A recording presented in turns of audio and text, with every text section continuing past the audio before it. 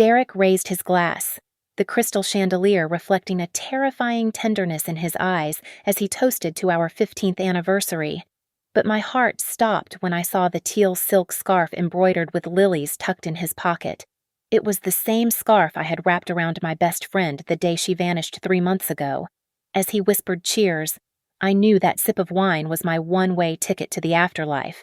My name is Eliza, and tonight was supposed to be the pinnacle of my life. The floor-to-ceiling windows of our penthouse framed the Chicago skyline, a glittering grid of electric amber against the black void of Lake Michigan. Inside, the air smelled of expensive beeswax candles and the savory richness of the roasted duck we had just finished. It was our 15th wedding anniversary. I sat on the velvet chaise, smoothing the fabric of my gown, watching Derek struggle with the cork of a vintage Cabernet. At 42, my husband still possessed the rugged, commanding jawline that had made him the face of his tech empire, though tonight, his movements seemed tighter than usual. For the past few weeks, Derek had been suffocatingly attentive. Flowers every day, breakfast in bed. It was a jarring pivot from the glacial indifference that had defined our marriage for the last 6 months. I wanted to believe it was a second honeymoon phase, but a cold knot of anxiety sat heavy in my stomach. It felt less like affection and more like a performance, a distraction from something lurking beneath the surface. Derek finally popped the cork with a soft sigh of release. As he leaned forward to pour the dark crimson liquid into the crystal goblets on the low table, his jacket fell open. Gravity did the rest. A slip of fabric tumbled out of his inner breast pocket and landed softly on the Persian rug. Time seemed to warp, stretching thin and taut. It was a silk scarf, the color of deep teal water, embroidered with delicate white lilies. My breath hitched in my throat. I knew every thread of that scarf. I had bought it in Paris. I had tied it around Maya's neck the last time I saw her, 3 months ago. Maya, my best friend, who had vanished into thin air. The police had given up, citing a lack of leads. But I remembered her whispered confessions over coffee. She was seeing someone, a powerful man, a married man. The pieces of the puzzle slammed together with sickening clarity. Maya was not missing. Maya was gone, and the man she had been seeing was standing right in front of me, pouring wine. "Here you go, darling," Derek said, his voice smooth as velvet. He handed me the glass. He quickly snatched the scarf from the floor and stuffed it back into his pocket, murmuring something about finding it in the car. I took the glass. The aroma hit me. Beneath the heavy notes of oak and dark fruit, there was a faint, sickly sweet scent, bitter almonds. It was a smell I recognized from late-night crime novels, not real life, but my survival instinct screamed at me to freeze. He was watching me, his blue eyes wide with an anticipation that bordered on manic. "To us," he prompted, lifting his own glass. I forced a watery smile, channeling every ounce of panic into a mask of overwhelming emotion. "Oh, Derek," I gasped, letting my hand tremble violently. "I am just so happy." I jerked my wrist, splashing a generous amount of the wine onto the pristine mahogany table. I watched him closely. For a split second, the loving husband mask slipped, his brow furrowed, and a look of pure, icy rage flashed across his face before he smoothed it back into concern. That flash confirmed everything. "Look at me, so clumsy." I laughed nervously, setting my glass down. I reached for his. "You know what I am feeling superstitious. My grandmother used to say the husband's glass always tastes sweeter. Let me have a sip of yours first." I grabbed his glass before he could protest. Derek froze. His knuckles turned white around the stem of the glass I had just set down the glass he had originally poured for me. The silence in the room grew deafening. He knew. He had to know. But if he refused, he would admit that the wine was tainted. He was trapped in his own charade of the perfect husband. "Of course," he said, his voice tight. He picked up my glass, the one meant for me. to 15 years. Eliza. I held my breath, my heart hammering against my ribs like a trapped bird. I watched him raise the glass to his lips. He hesitated for a fraction of a second, perhaps gambling that I was just being eccentric, or perhaps accepting that his luck had run out. He tipped his head back and drained it. I did not drink. I just watched. 3 minutes passed in agonizing silence. Derek went to refill the glass, but his hand missed the bottleneck. He blinked, confused. Then he coughed. It started as a dry hack and escalated instantly into a violent, wet spasm. He clutched his throat, his eyes bulging. The crystal glass shattered on the floor. He collapsed to his knees, then fell forward onto the rug, clawing at his neck collar. He rolled onto his back, foam gathering at the corners of his mouth, his eyes locking onto mine. They were full of accusation, terror, and the dawning realization that his perfect plan had just killed him. I sat there, the undrunk wine in my hand, watching the man I had loved for 15 years convulse on the floor. The teal scarf peeked out of his pocket, a silent witness to the justice being served. I dialed 911 with a calmness that frightened me more than the man convulsing on the floor. My voice was steady as I reported an accidental poisoning, though my left hand was clenched so tightly around the teal silk scarf that my fingernails dug into my palm. That scarf was my anchor and my evidence. The paramedics arrived in a chaotic swirl of red lights and shouting. They loaded Derek onto the stretcher while he was still seizing violently, pink froth bubbling at his lips. I rode in the back of the ambulance to St. Jude Hospital, watching the paramedics work to stabilize him. The siren wailed, a long, mournful scream that cut through the Chicago night. But inside the vehicle, the only sound I focused on was the rhythmic beep of the monitor that proved the man who tried to kill me was still fighting for his life. Upon arrival, the emergency room team swarmed him. A doctor with tired eyes and a grim expression approached me shortly after. He told me Derek was suffering from acute toxicity, likely cyanide or a similar potent agent. Before I could process the medical jargon, 2 uniformed officers separated me from the treatment area. They led me to a sterile, fluorescent-lit room where Detective Vance was waiting. He was a sharp-eyed, middle-aged man who looked at me with open suspicion. It was obvious why. I was the only other person in the penthouse, and I was completely unharmed.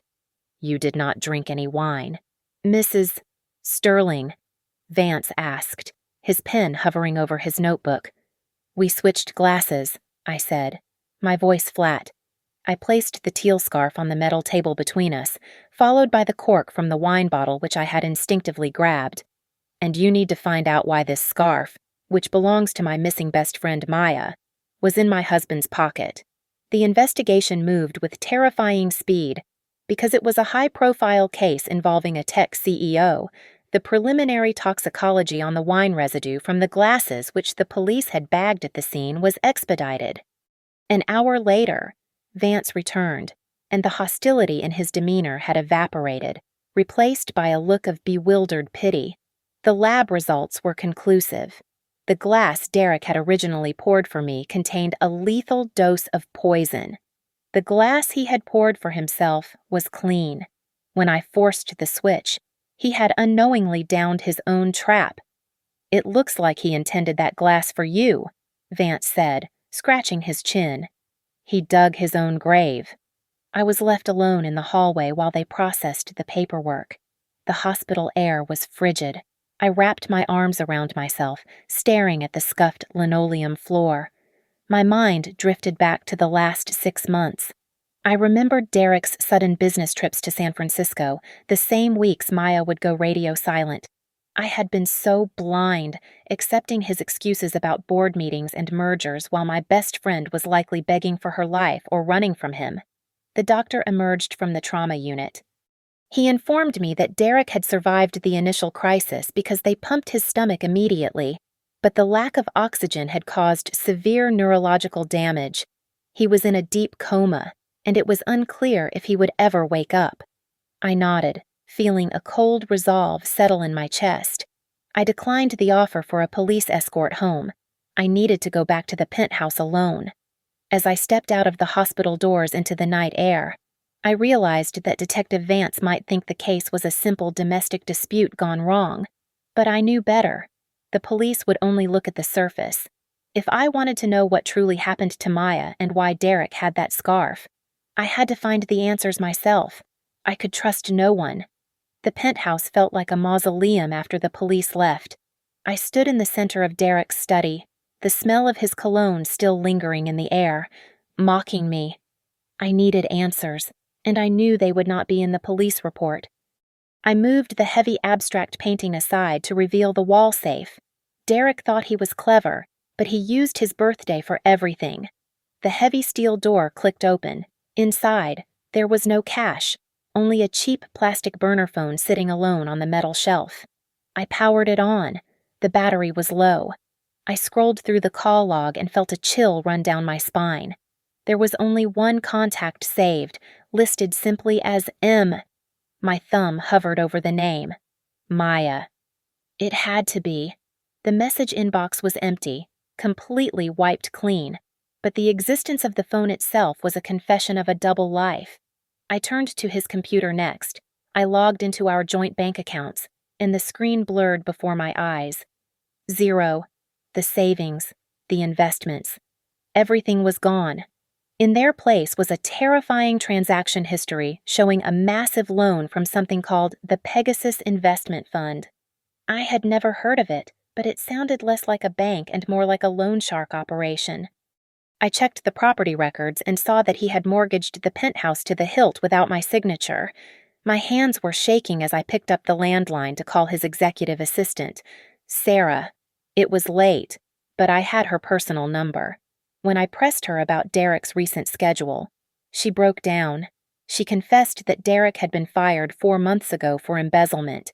He had been pretending to go to work every single morning for months, putting on a suit and kissing me goodbye while living a lie. I hung up, feeling bile rise in my throat. I rifled through the physical papers on his desk until I found a thick envelope. It was a life insurance policy. $2 million on my life, and $2 million on his. The date stamp showed he had unilaterally doubled the payout only last month. The motive was staring me in the face. He needed money to pay back Pegasus, and my death was his paycheck. Then a notification pinged on his computer screen. It was an email from an anonymous address. The subject line was blank, but the body text made my blood run cold. It read, "Pay $500,000 by Friday, or I will tell your wife about the baby." I froze. A baby. Was it his? Was it Maya's? The timelines overlapped perfectly. Maya disappeared 3 months ago. Derek lost his job 4 months ago. The blackmail. The debt.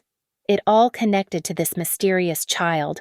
I checked the burner phone again, looking for location history. It was disabled, but the last ping was cached in the map application. It pointed to a location in New Jersey, hours away from our Chicago life. It was a motel called the Sleepy Hollow. I drove through the night, fueled by adrenaline and caffeine. The motel was a dilapidated structure with peeling paint and flickering neon signs. I did not care about safety. I bribed the night manager with the cash I had in my purse to let me into room 12, the room corresponding to the last signal. The door creaked open, revealing a scene of chaos. The room smelled of stale milk and fear.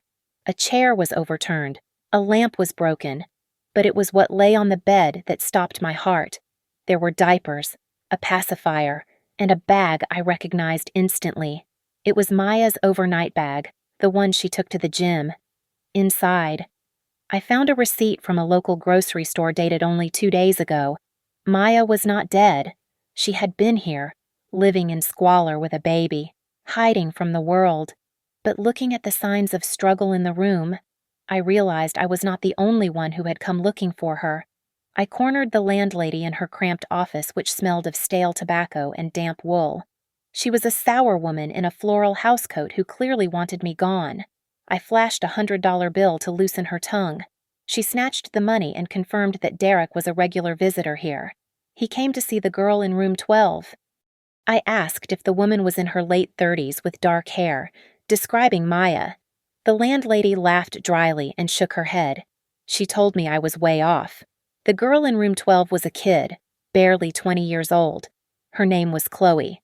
My head spun. If Derek was visiting a 20-year-old named Chloe, why was he carrying Maya's scarf? The teal silk was the only link I had to my missing friend, and now that link felt like a noose tightening around my sanity. I went back to the chaotic room and dug through the trash can until I found a crumpled envelope. It was addressed to Chloe Miller, but the return address was for the St. Agnes Home for Girls, an orphanage that had been shut down due to funding cuts 2 years ago. Just then, the burner phone I had taken from the safe buzzed in my pocket. I ignored it at first, but then my own phone rang. It was Detective Vance. His voice was urgent. He told me they had found a small glass vial under the passenger seat of Derek's car. It contained traces of the same poison found in the wine. They ran the prints found on the glass vial. They did not belong to Derek, and they did not belong to me. They belonged to Chloe Miller, who was in the system for petty theft and shoplifting. The picture was shifting violently. Chloe was not just a charity case. She was the one who handled the poison. Was she a hired killer? A lover scorned. The burner phone in my hand vibrated again. I stared at the screen, which displayed an unknown number. I took a breath and answered, staying silent. A young, terrified voice sobbed on the other end. She asked for Derek. She sounded frantic. She cried that Derek had promised to bring the money and asked why he had not shown up yet. She screamed that they were coming for her, and she was terrified she would be killed. I made a split-second decision. I deepened my voice and spoke with professional detachment. I told her I was Derek's attorney and that Derek had been detained by the police. I told her I had the money he promised her. There was a pause. She hesitated, but desperation won out. She agreed to meet me at a 24-hour diner called the Rusty Spoon off the highway. I arrived first, sitting in a booth with cracked red vinyl seats, watching the rain streak against the window. When Chloe walked in, I stopped breathing. She looked nothing like the femme fatale I had imagined. She was heavily pregnant, her face pale and drawn, wearing a coat that was 2 sizes too big. But it was her eyes that froze me. They were blue, the exact same shade of icy blue as Derek's. She sat down, shaking from the cold and fear. She asked for the money immediately. I told her I needed the truth first. I asked her how long she had been sleeping with my husband. Chloe looked at me with genuine disgust. She recoiled as if I had slapped her. She told me I was sick. She said she would never sleep with him. She told me Derek was her father.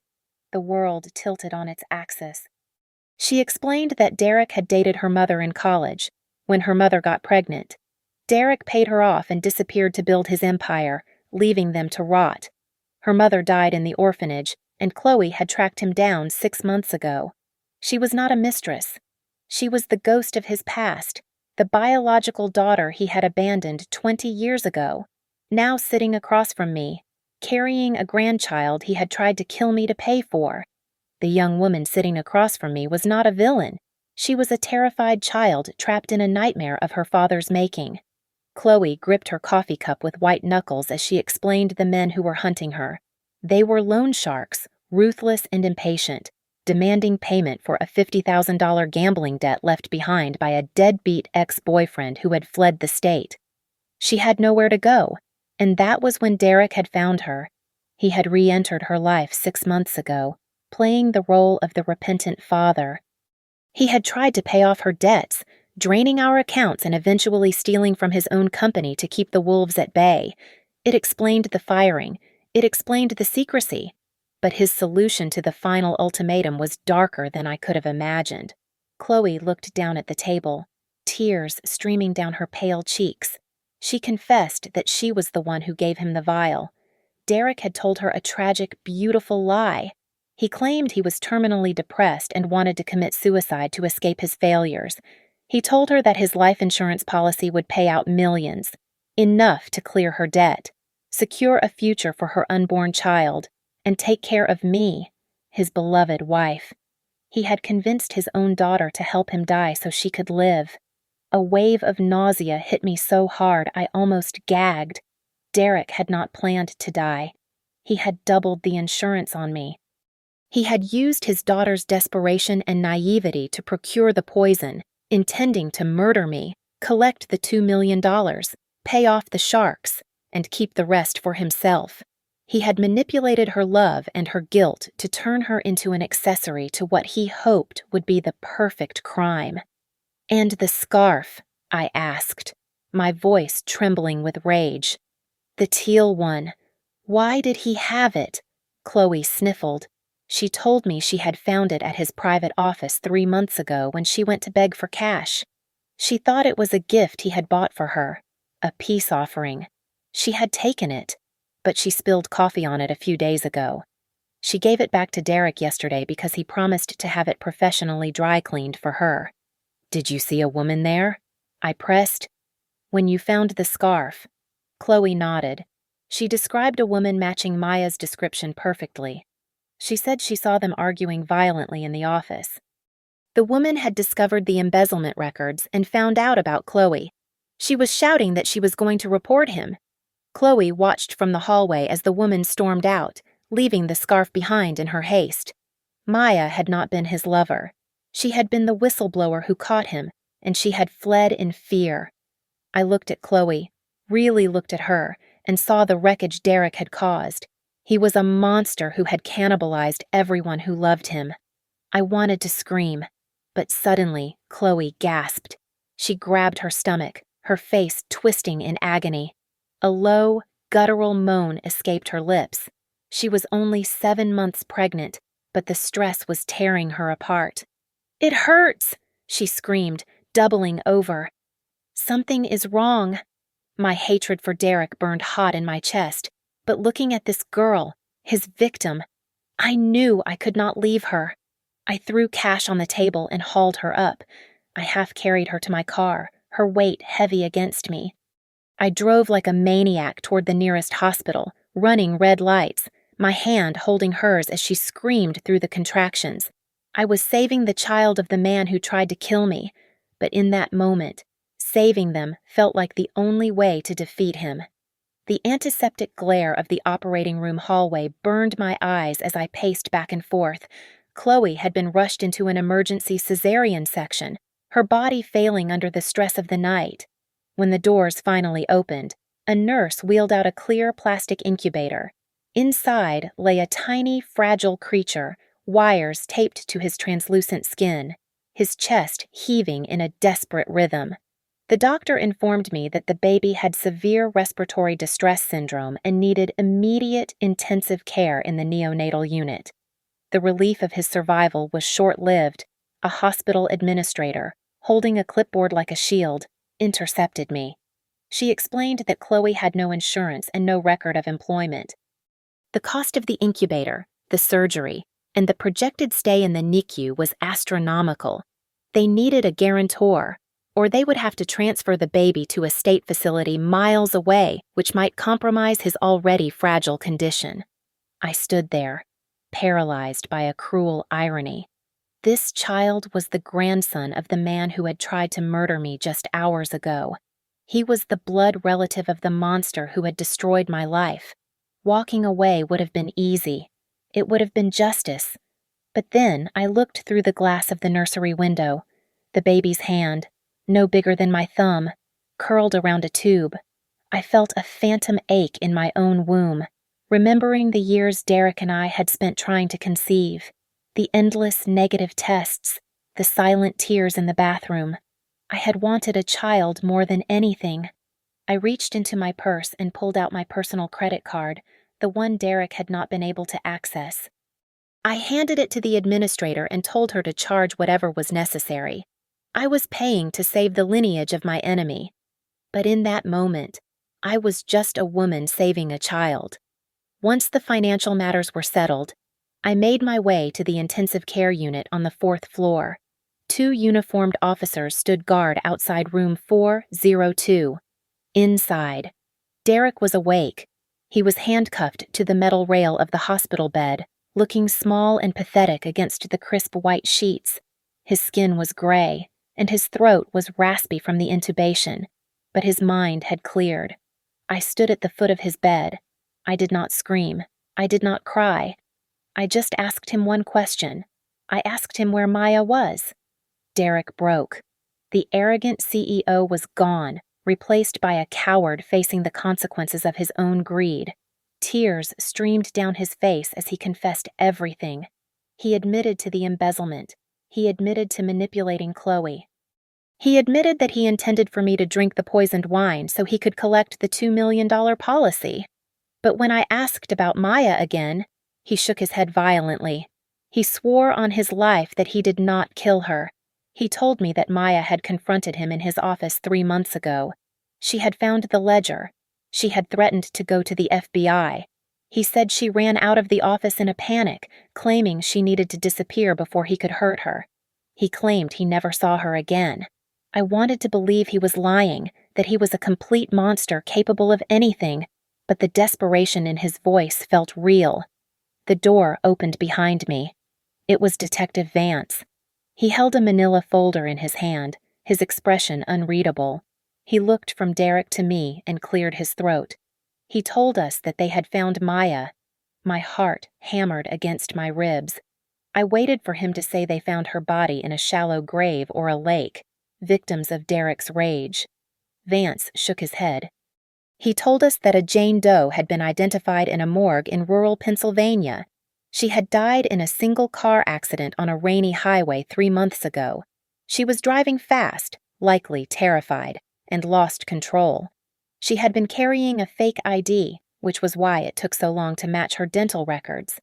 Derek was a thief, a manipulator, and an attempted murderer, but he was telling the truth about this.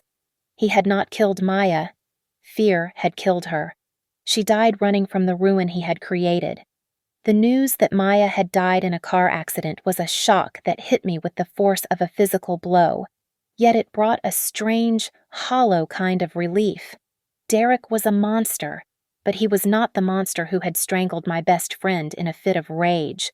Maya had died terrified, hydroplaning on a wet road in Pennsylvania while fleeing under a fake name, running from the shadow Derek had cast over her life. Standing at her graveside a week later, with the rain mingling with the tears on my face, I felt a heavy weight lift from my chest. I laid a bouquet of white lilies on her coffin flowers that matched the ones on the teal scarf that saved my life, and whispered a final goodbye. She was gone, but her memory was not stained by his direct violence, only his betrayal. Returning to the land of the living proved to be a more complex challenge. When I went back to the hospital, Chloe was physically recovering, but her spirit was shattered. She had learned the full, ugly truth. She knew now that the father she had sought out, the man she had tried to help commit suicide out of a twisted sense of love, had actually used her to try and murder me. When I walked into her room, she was frantically packing her meager belongings into a plastic bag. Leo, now sleeping soundly in a portable carrier, looked too small for the world he had been born into. Chloe could not even look me in the eye. She stammered that she was leaving, that she was going to take the baby and run because she could not bear the shame of being his daughter, and she did not want to be a burden to the woman her father tried to kill. I blocked the doorway, not with anger, but with a sudden fierce clarity. I told her she was not going anywhere. I looked at her and I did not see an enemy. I saw another casualty of Derek's monumental ego. She and Leo were wreckage, just like me, and I refused to let them drown. I sat her down on the edge of the hospital bed, and we had the hardest conversation of my life. I told her plainly that I could not be her mother, and I could not raise Leo as my own. That wound was too deep and too complex to ever fully heal.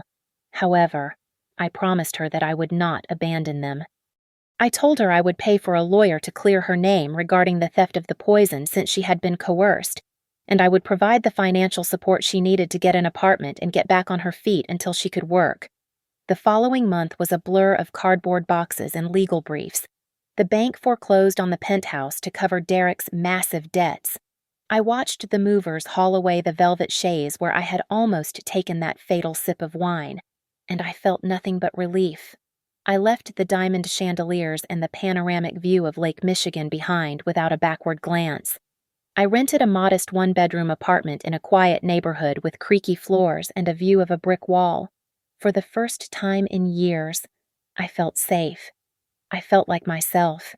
The legal system worked with surprising efficiency. To avoid a media circus that would destroy what little reputation he had left, Derek pleaded guilty to attempted murder and fraud. The judge sentenced him to 15 years in a federal penitentiary. The divorce papers were processed rapidly, signed in a sterile conference room without us ever making eye contact. I signed away the name Sterling and took back my maiden name. Feeling lighter with every stroke of the pen, life began to settle into a new, quiet rhythm. I went back to my drafting table, finding solace in the clean lines and structural integrity of architecture. Buildings do not lie. They stand or they fall based on the truth of their foundation. My favorite moments, surprisingly, became the Tuesday and Thursday evenings I spent at Chloe's small rental apartment. I would sit in her second-hand armchair and hold Leo, watching his chest rise and fall, marveling at how something so innocent could come from so much darkness. I was not his grandmother, and I was not his mother, but I was his family, and for now, that was enough. 6 months had passed since the night the crystal glass shattered on my anniversary floor. The air in Chicago was now crisp with the promise of autumn, and my life had taken on a similar, refreshing chill. I had opened my own boutique architecture studio, naming it New Horizon. It was a small space in a converted warehouse, filled with natural light and the smell of fresh blueprints. It was mine. I was no longer Mrs. Sterling, the trophy wife of a tech mogul. I was Eliza, the architect who built things to last. My relationship with Chloe had evolved into something tender and undefined. We were not quite friends, and definitely not mother and daughter, but we were survivors sharing a lifeboat. Leo was thriving. He was a chubby, giggling baby with bright eyes that thankfully looked more like Chloe than his grandfather.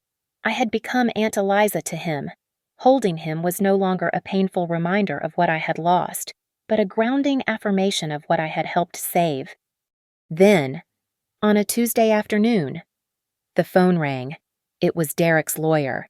He informed me that Derek was being transferred to a maximum security facility in Colorado and had requested one final visitation. My initial instinct was to hang up. I owed him nothing. But a nagging part of me knew that to truly move forward, I needed to look him in the eye one last time without fear. I needed to close the book. I drove to the detention center on a gray, overcast morning. The visitation room was cold and smelled of industrial cleaner. When the guards brought Derek in, I barely recognized him. Gone was the impeccably tailored CEO who commanded boardrooms. In his place sat a man who had aged 10 years and 6 months. His hair was thinning, his skin was sallow, and his shoulders were slumped in defeat. He looked small. He picked up the receiver on his side of the glass. I did the same. For a long moment, we just looked at each other. Then, he spoke. His voice was rough, lacking its old, smooth cadence. He apologized. He told me that he had wanted to confess that night, to stop the madness, but his greed and his terror of poverty had been stronger than his conscience. He admitted he was a coward. Then, his eyes filled with tears as he mentioned Leo. He told me he knew what I had done for Chloe and the baby. He thanked me for saving his grandson. He said it was the kindest thing anyone had ever done, especially considering who the grandfather was.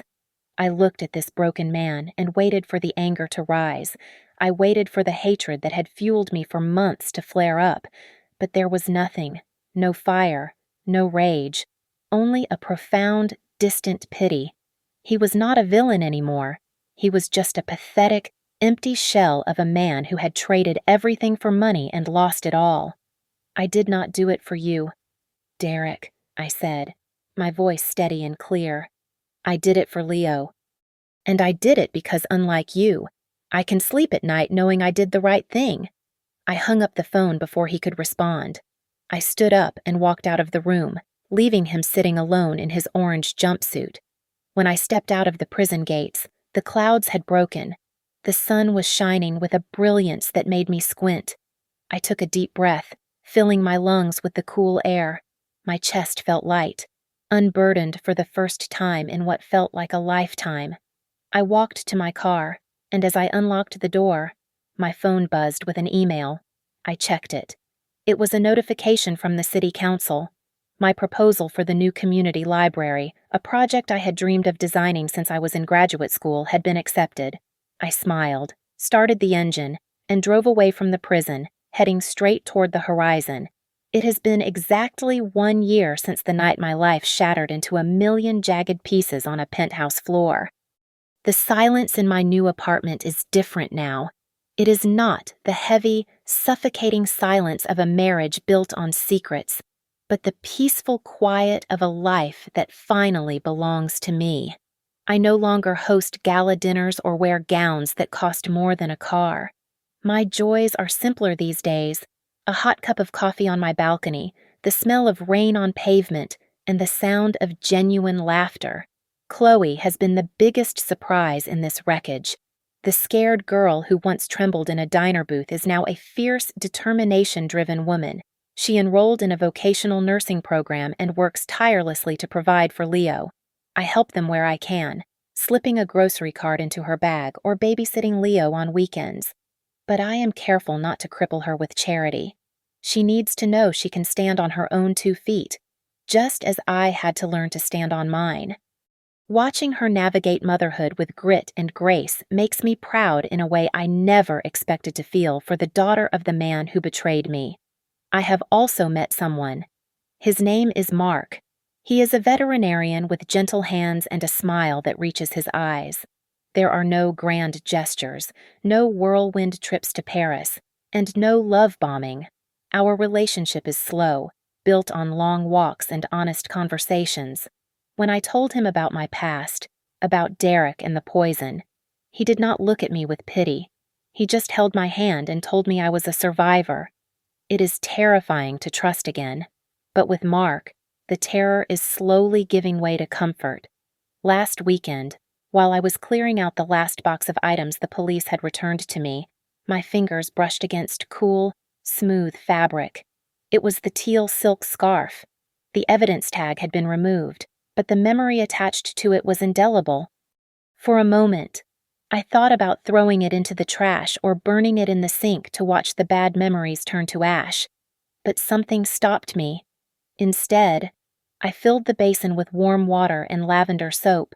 I washed it gently, rinsing away the dust of the evidence locker and the scent of betrayal. I ironed it until the lilies embroidered on the silk looked as vibrant as the day I bought them in Paris. I drove to the cemetery under a sky the color of bruised plums. I laid the folded scarf on Maya's headstone. The grass was damp, and the air was cold, but I felt a strange warmth spreading through my chest. I spoke to her, my voice steady in the wind. I told her everything. I told her about Chloe, about Leo, about the library I was designing. "You saved me, Maya," I whispered to the stone. It was the truth. If that scarf had not fallen out of Derek's pocket at that exact second, I would have drunk the wine. I would be dead, and Derek would be a rich widower living off my life insurance. Maya had reached out from beyond the mystery of her disappearance to knock the weapon from his hand. I realized then that Derek's betrayal was a horrific, twisted kind of blessing. It had burned my old life to the ground. Yes, but that life was a lie. It was a gilded cage. By destroying it, he had forced me to build something real. I had learned to forgive. Not because Derek deserved it. He deserved every day of his 15-year sentence, but because I deserved peace.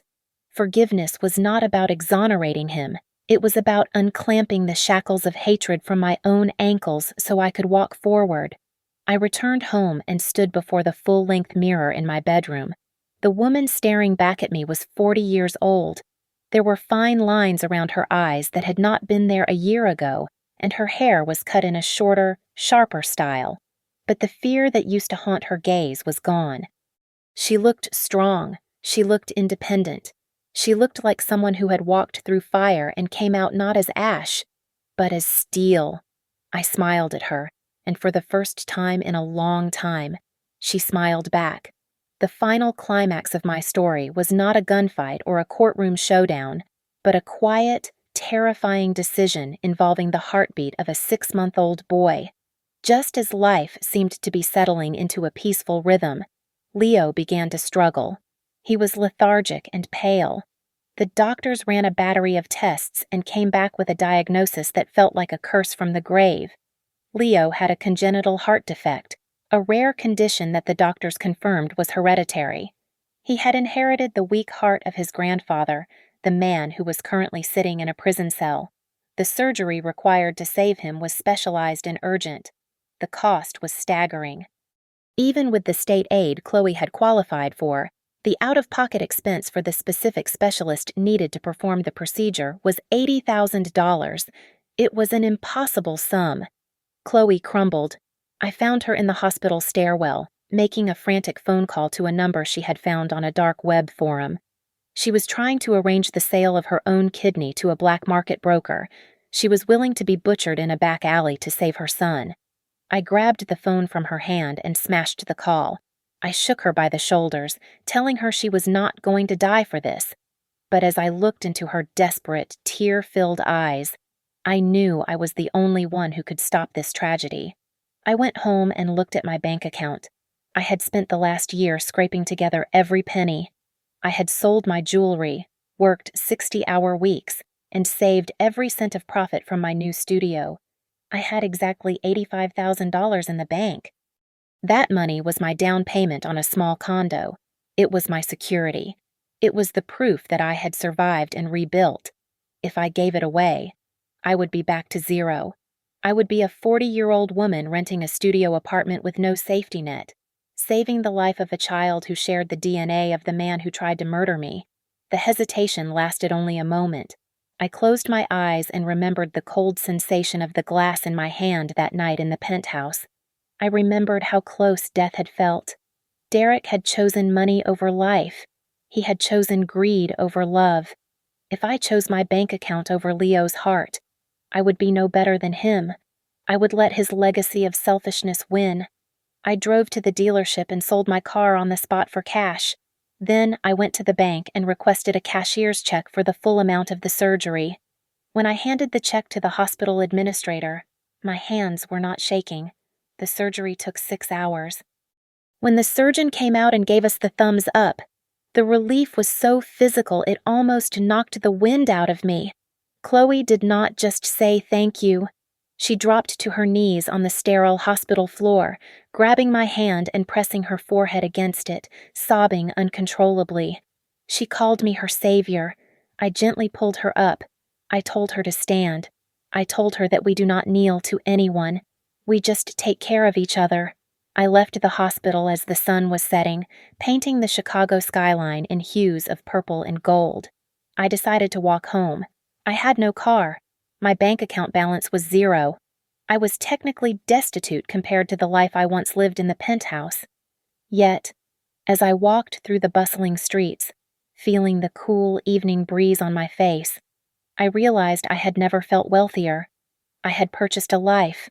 I had bought a future for a child who deserved to breathe. I stopped in front of a boutique window. Inside, displayed on a mannequin, was a silk scarf. It was not teal. It was a vibrant, fiery red. It was the color of blood, of passion, and of life. I walked in and used the last bit of cash in my wallet to buy it. I wrapped it around my neck, catching my reflection in the shop window. The woman looking back was not a victim.